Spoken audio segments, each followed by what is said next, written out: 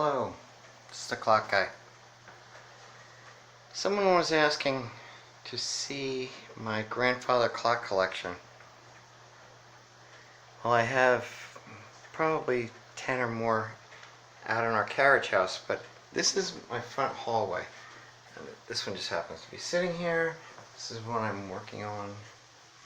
So, come in the door. It's an old Victorian house. Trying not to show all the clutter because I've been moving things around. So you come in the door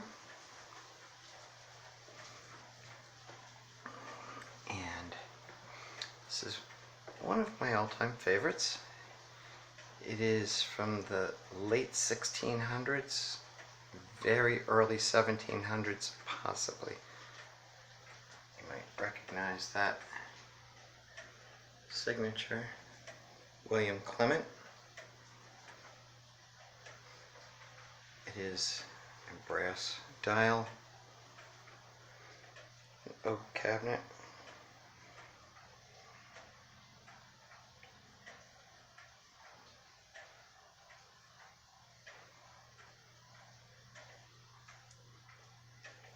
very early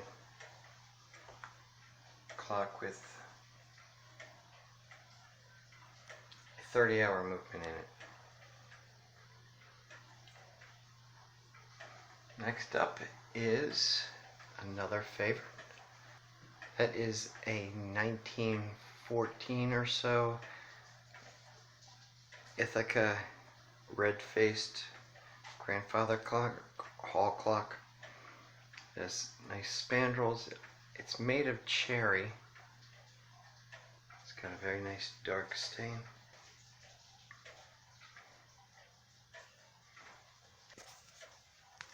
It really is a beautiful clock.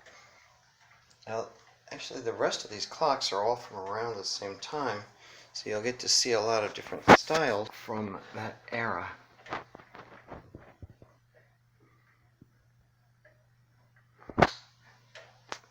By the way, this one chimes on a single bell, which I'm probably not going to do tonight. They're all telling different times. Every one of these are extremely accurate, but I've changed them all so I can chime them separately.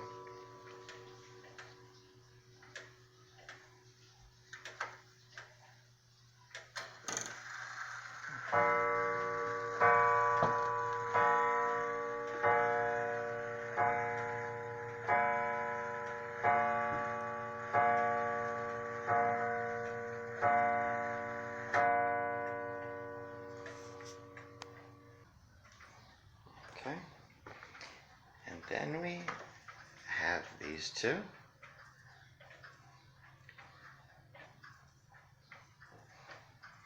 This is a Dutch scene depicted on brass plate that is etched into there. There is a little boat. Looks like it's probably trying to say Rotterdam there. Woman carrying pails away from the water. The classic windmill.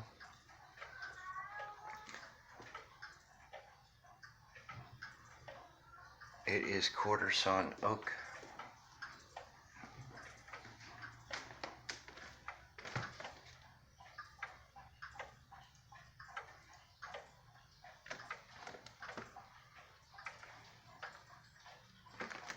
Mission style.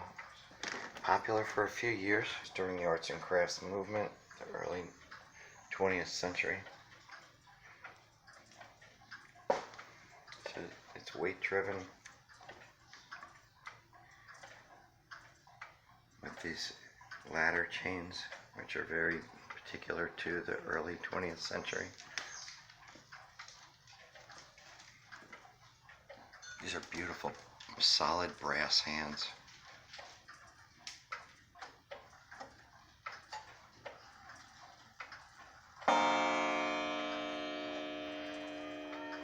Very large cathedral gong in the back, chimed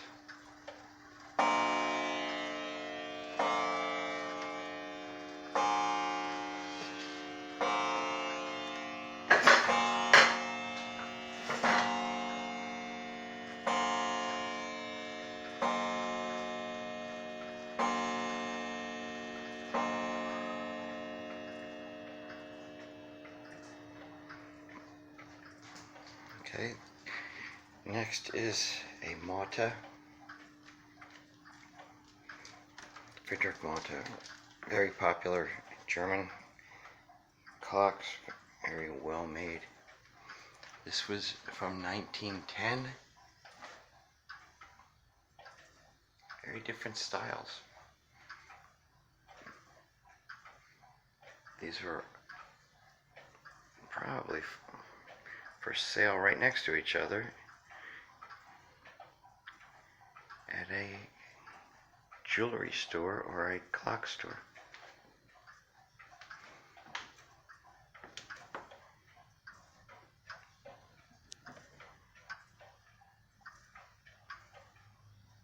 It's a beautiful clock. I've never shown you this. I've had this for a long time. I've never showed it to you in any videos. Most of these clocks you've seen in other videos. This one isn't complete yet because I don't have all of the weights. I have two of them. It does work. It does run really well. It's very accurate. But I only have two of these weights, and that's why I have never completed this clock. Very well made German movement back there.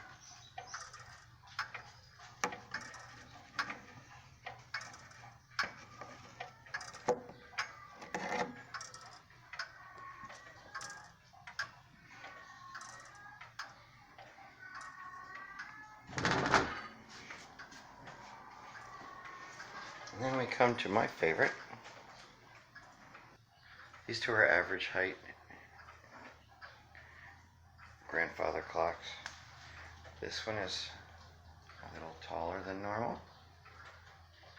And the one next to it, the one from the 1600s, is actually a little shorter than normal. They were made for the homes out in the villages, and if you've ever seen shows from England, you know that their ceilings are not very tall. This one's a little taller to the right of it. And then we have this.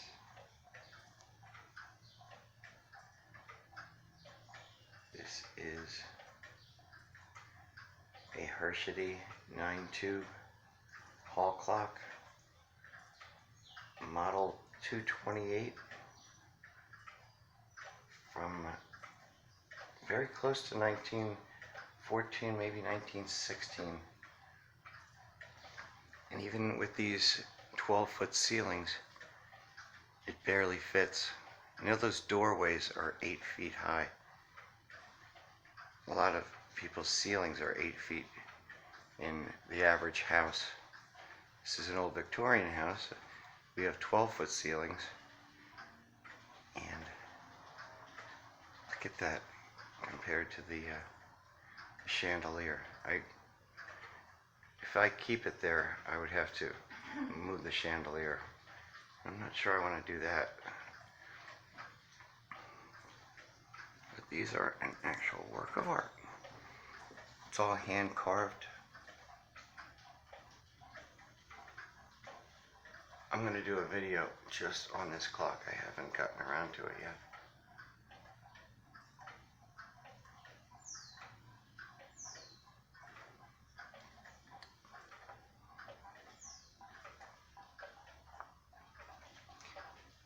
I don't know if you can see how wide this is compared to the other.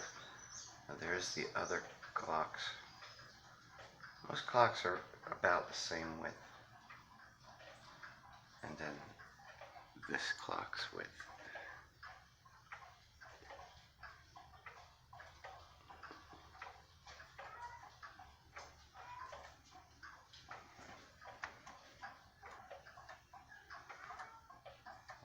Inside is a 9-tube Herschede movement, which is another work of art. These were extremely well made clocks. Very few clocks even compared to these. And this was a well-maintained clock. I bought it at an auction, and it was originally in a doctor's home in South Jersey. He was moving and he did not want the clock to get ruined. And it just didn't fit with his downsizing.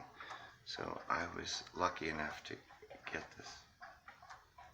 And I will carry on its tradition, taking great care of it. Very heavy beveled glass on the sides. On the front, it's beautiful wood on the outside of the glass.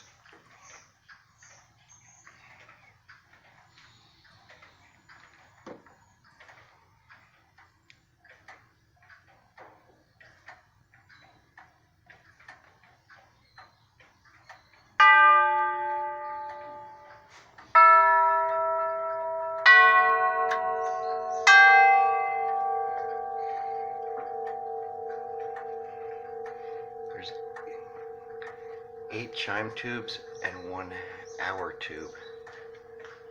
There, I want to show you the length of the hour tube. It goes almost to the bottom of the clock. It's within 4 inches of the bottom of the clock. And there I am looking at it. That's my eye level. That's probably 6 feet right there. And then we still have that much more to go. That tube is definitely taller than I am.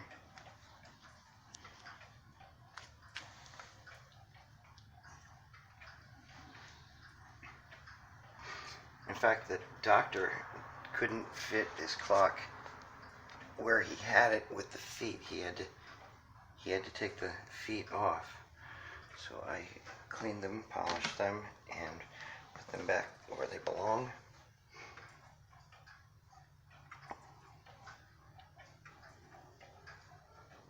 I know, this clock deserves a video all of its own, and it will have one.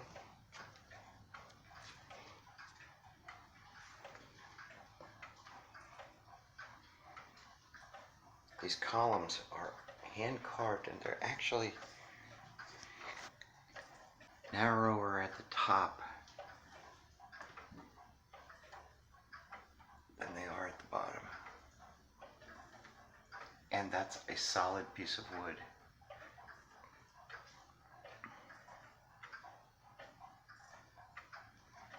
Okay, I'll go inside real quick. Try not to get reflections. Herschede was very precise with their clocks. They only made a couple movements. And this movement went into every 9 tube. There were 7 tube, 5 tube movements. But they made the same face. That is the moon phase, which is very typical of these clocks. I'm not even sure if they didn't have. I think they all had a moon phase with this phase. I saw a Herschede video. It's brass dipped in either 14 or 18 karat gold. And in the video it said, yes, brass is beautiful, but everyone knows what gold looks like. Even if you don't know that it is dipped in gold, you will know by looking at it. J.B. Van Shiver is a Camden furniture maker.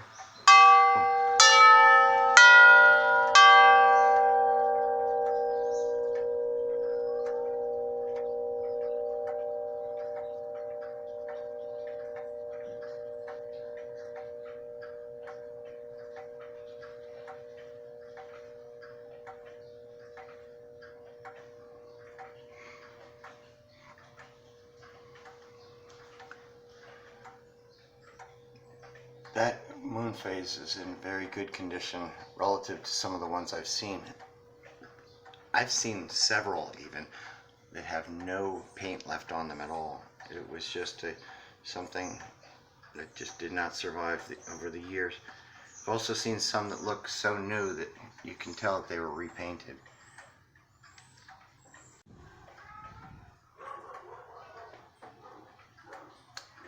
It does a Westminster chime, which is the most famous, the Whittington chime, and the Canterbury, which I think was actually written, the Canterbury chime was written for Herschede by a musician or a composer of the time. There's a lever for chimes and for silent, and also for the strike, the hourly strike, because this does get loud. I'm only going to do this.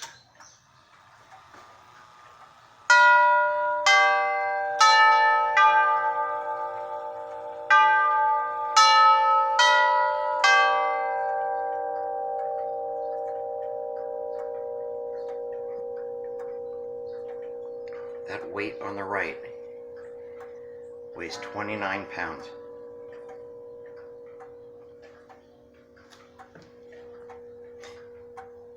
I even bought a book on how to service the tubular clocks. That's the original key winder. There's some parts in there.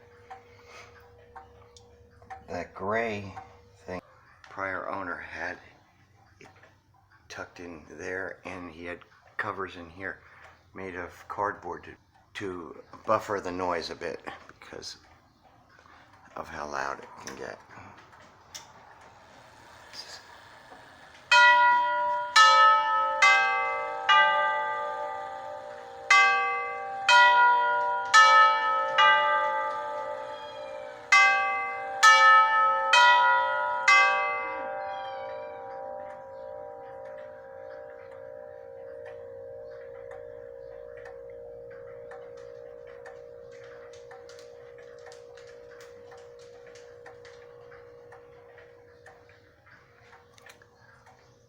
One more, just to show you the hourly strike. I'm going to shut this to try and make it a little more quiet. I don't wake up the neighborhood.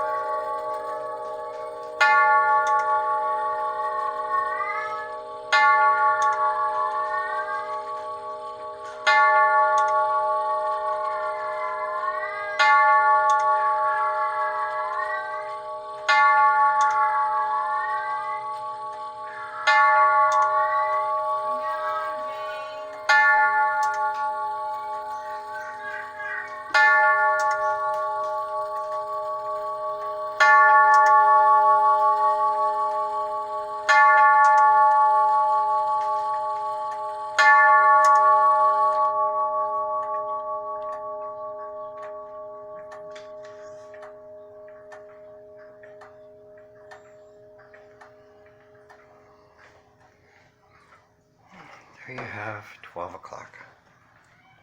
It also has a seconds hand, 3 winding arbors. I did replace the cables, the brass cables on here. The others were in good shape, they just weren't of the same length, so someone must have replaced them at some point. Shut the strike off. Shut the chimes off.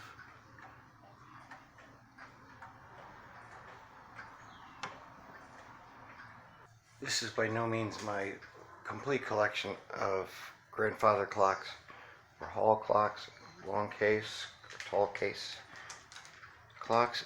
These are just the ones in my foyer leading into my house. I will show you the others on another day.